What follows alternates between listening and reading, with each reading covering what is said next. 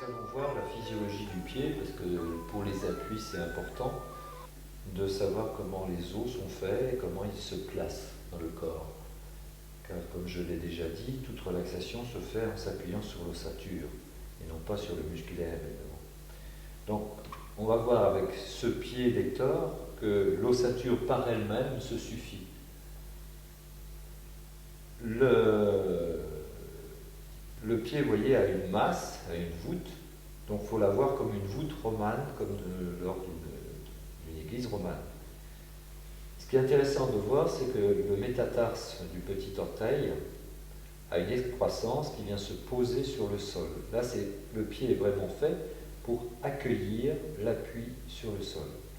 Alors que de l'autre côté, nous avons un creux, une voûte, avec l'articulation du gros orteil qui se place, voilà, vers le sol. L'articulation du gros orteil, que nous allons voir, est un releveur et non pas un propulseur. C'est-à-dire que si je viens appuyer avec le gros orteil, vous voyez, ça chasse même le talon, puisque avec le fémur d'Hector, c'est pas simple. Voilà.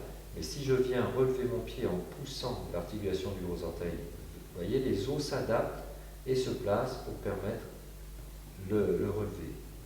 Par contre, si je relève en posant l'articulation du gros orteil sur le sol, ici par le petit orteil, vous voyez, les os vont se désolidariser.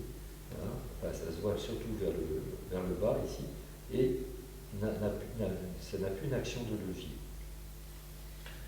Ce qui est important de voir aussi, c'est que ces trois orteils, enfin ces trois métatarses, sont solidaires, vont ensemble. Vous voyez, créent cette partie ici sur laquelle va pouvoir s'appuyer mon action. Le talon, le métatarse du petit orteil sur le sol.